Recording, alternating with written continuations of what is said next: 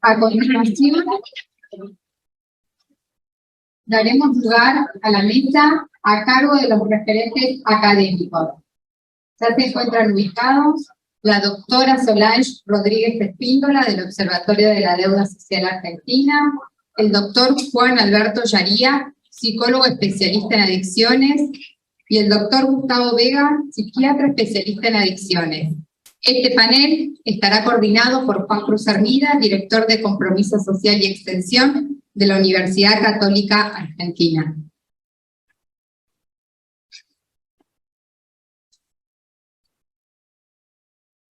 Buenas tardes a todos. Una jornada bastante intensa. La propuesta es poder escuchar a los académicos y después ver si tenemos un poquito para reflexionar. Los políticos no se lleven todas las palabras, sino también los académicos y los que están en terreno también podamos escucharlos a ellos. Bueno, en primer lugar, le vamos a dar la palabra al doctor Juan Alberto Yaría, es doctor en psicología, tiene un currículum muy largo, casi todos lo conocemos, está también aportando en la Universidad Católica, estoy trabajando con él en un proyecto de universitarios, así que le voy a dar la palabra a él directamente, así comenzamos y aprovechamos el enriquecimiento de cada uno de los aportes de ellos.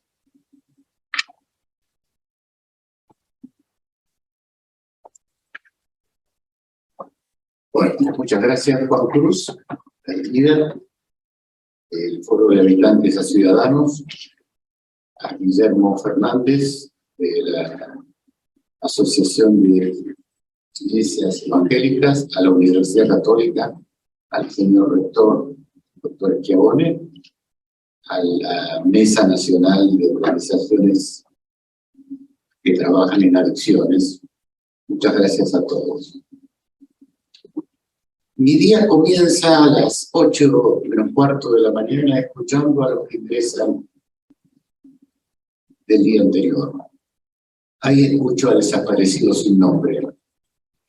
Ahí escucho a nadies que me cuentan sus historias de autodestrucción. Tratamos ese tipo de emergencias que se atrevan a sacar la droga de sus vidas y a enterarse de quiénes son. No implica esto un poco de palio para la desintoxicación o de suero, sino que implica un trabajo terapéutico, porque es una enfermedad de pérdida la adicción. Y yo los invito a ver si pueden ganar, si pueden ganar su vida. Un paciente me comentaba, en realidad me peleé con mi padre, me había abandonado. Vi que le pegaba a mi madre y me fui. Me fui a una plaza. Éramos 20, en pleno Palermo, frente a uno de los grandes shopping. Ahí el padrino, porque había un padrino, nos dijo: tenemos un aguantadero en el barrio Parque. El que roba y trae drogas puede drogarse tranquilo en un apartamento lujoso.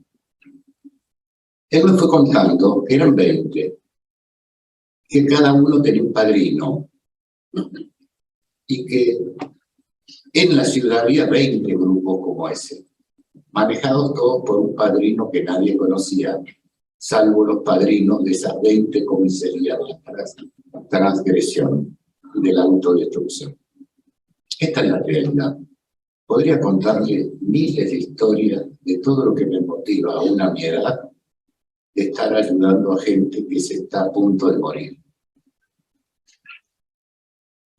Eso nos llega a pensar que estamos viviendo una mega barbarie planificada.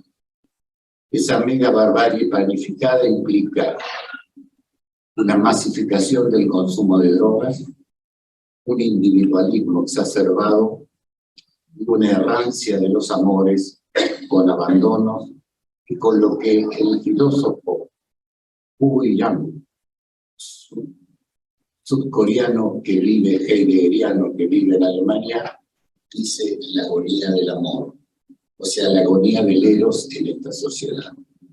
Con lo cual, esto, al ser masivo, ya no individual, se transforma en un problema político. Entendiendo por político el concepto griego de polis, o sea, que cuando alguien toma la polis, es un problema político. Pero no voy a hablar de esto, porque esto ya está en desarrollo, sino que voy a hablar del programa que está en desarrollo. Lo que yo escucho a la mañana es lo que se está desarrollando a escala masiva. Por eso, mientras la prevención espera, porque la prevención es aquello que reduce la prevalencia. Probablemente, no sé si a mucha gente le interesa que se reduzca la prevalencia. Entonces voy a hablar de lo que se está desplegando como cultura, o sea, lo que se está desplegando como negocio. Es lo que yo llamo las ideologías fundantes de la negación de daño. Recordemos al creador del juramento hipocrático, Hipócrates de Cos. Mientras se pronuncia o se proclama y se propagandea la negación de los daños, Hipócrates nos dijo, primero, no hacer daño, primum non nocere. O sea que primó en Hipócrates el derecho a la vida, el derecho a ser libre y el derecho a la salud. Situaciones olvidadas en nuestra sociedad de la renta. Y por eso que definimos a la adicción como una patología de la libertad. Libertad que es garantía de la posibilidad de optar. Mientras haya más dominados, más gente va a ser dominada. Por eso es conveniente que existan muchos adictos. Y por eso es conveniente que haya mucha epidemia y mucha pandemia. Porque como dice este filósofo que dije antes, el poder de hoy no es el poder staliniano, ni el poder hitleriano basado en bayonetas. Es el poder del sí, es el poder blando. Todo se puede, a costa de la pérdida de la libertad. Las bases de la negación del daño están basadas en una crítica radical a todas las estrategias preventivo-asistenciales. Esto es fundamental. Forma parte de la filosofía de lo que se está desplegando en esta sociedad y en otras sociedades. O sea, hay que criticar cualquier tipo de estrategia preventivo-asistencial. Y la reducción del daño es la única estrategia posible. Aquello que nació en los 80 en Chicago frente a la heroína se ha transformado como tratamiento paliativo, se ha transformado en la única estrategia posible. Esto implica la búsqueda de la legalización de todas las drogas, que es un programa que se va desplegando a través de el uso controlado de drogas. Uso controlado de drogas que no tiene en cuenta, en un mundo que se basa en la evidencia científica, que hay un cerebro. Y que ese cerebro, cuanto más chica sea una persona, más depende de una sustancia. Con lo cual nos vamos ajustando a que desde pequeños se empiecen a generar masas de esclavos,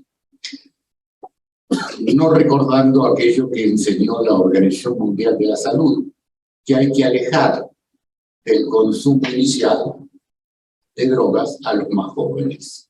Por lo tanto, generar un uso controlado y generar un uso descontrolado, porque el uso cuidado tiene que ser cuidado con el uso, ya que el lóbulo frontal, las estructuras cerebrales, no están aptas precisamente para un uso controlado.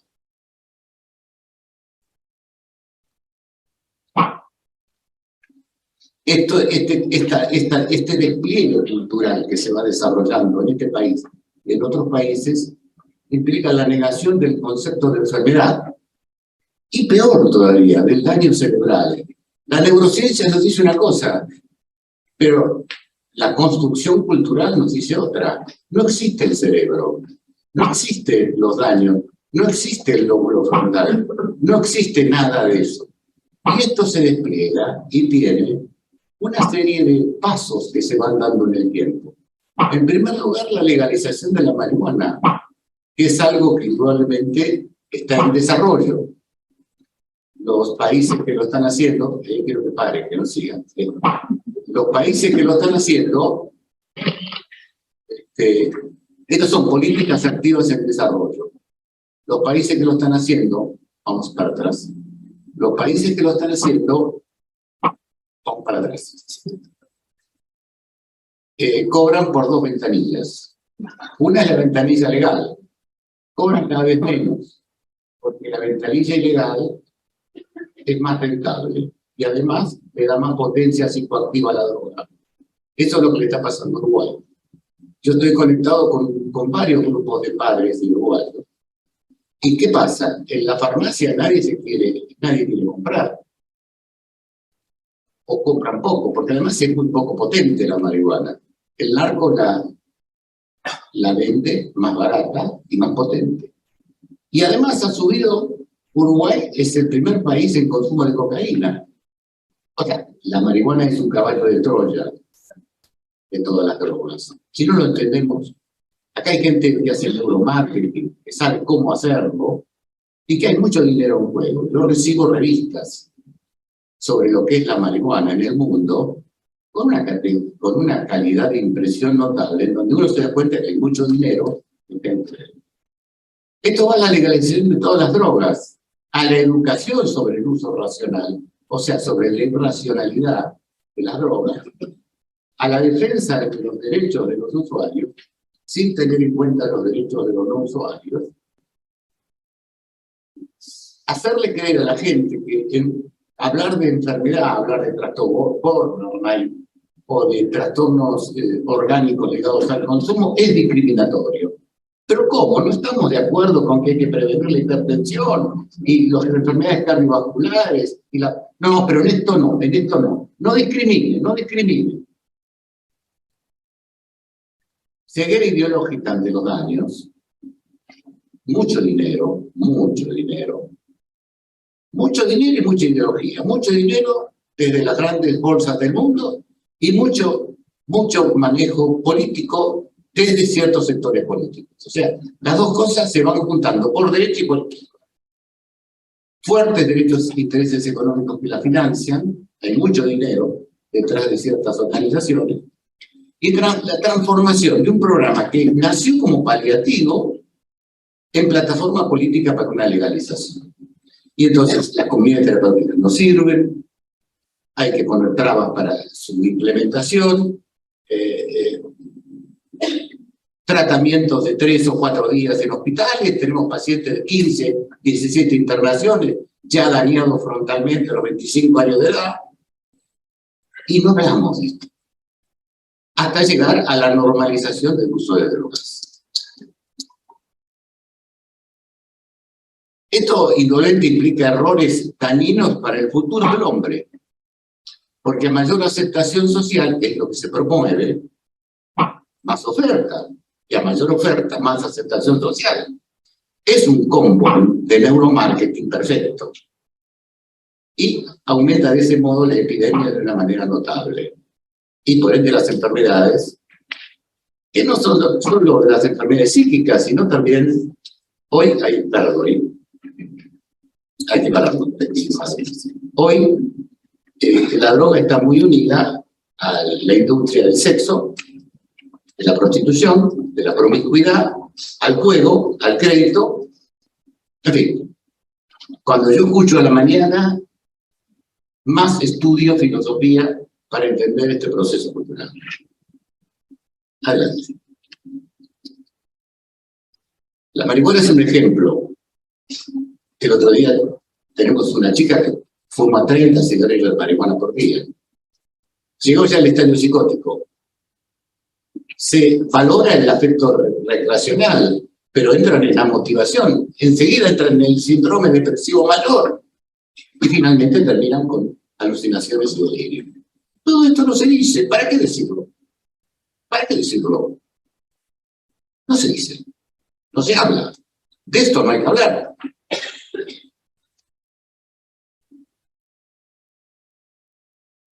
Ayer una alumna de la universidad me decía, usted, lo de los nadies, sí, el concepto de nadie. Yo escucho a la mañana los nadies. A un chico que vino de Zárate a internarse, se paró un retiro y se metió en la villa y llegó al centro nuestro todo golpeado, porque aún consumiendo toda la droga, fue al retiro a buscar más droga. Era un nadie, es un esclavo. Ha perdido la libertad. Sus estructuras cerebrales están totalmente dominadas por el cerebro simiesco. Está totalmente dominado por el consumo. Todo esto que están viendo ustedes son los elementos clínicos de un estudio adictivo, hasta llegar al final de los traumas y de los duelos y de los incestos y de los abandonos tempranos que hoy existen, y generar entre nosotros un vínculo que no es que estar 2 días en un hospital o 3 días al lado de un infartado, es ayudarlo en un grupo, en una terapia familiar, a reencontrarse consigo mismo. En eso estamos. Y en este contexto ya no se puede hablar de una sola sustancia. Yo ayer inocentemente le decía a un paciente, ¿estás consumiendo marihuana? Sí, 4 gramos diarios. 4 gramos, le digo. ¿Y qué más? Bueno, todo, ketamina, cocaína, sushi, me explicó qué sushi hace él, todo. 7 intervenciones. 20 años. 20 años. Si le hacemos una neuroimagen, no hay frontal. No hay frontal. En un contexto en donde la madre está sola en el mundo tratando de hacer algo por su hijo, y que es un nuevo crónico. Me hablan de los crónicos de los hospicios. Pero los nuevos crónicos están tirados en la calle, bajo los puentes, inundados de droga. Esos son los nuevos crónicos, que no están ni siquiera resguardados con un baño y con una comida, sino que están en la calle. Eso es lo que yo veo. Adelante. Esto se da dentro de un plexo cultural. Si no entendemos el plexo cultural, no entendemos nada de lo que está pasando y de lo que va a pasar si no frenamos. O sea, es la hipermodernidad, donde la ética es la ética del mercado. Se acabaron los grandes sistemas éticos de la humanidad. O están en crisis. La enfermedad es una renta. Sí, cada paciente da ganancia. Es plusvalía. Cuanto más pacientes haya, más se gana. Es duro, pero es así. Así lo veo yo. Tengo 2 minutos nada más. Bueno, les dejo esto para trabajar. El hombre se transforma al estar vacío, porque hay un declive de las transmisiones familiares. Y si no hay familia, no hay contenido. Y si no hay contenido, hay mimesis. O sea, el hombre imita nada más. Y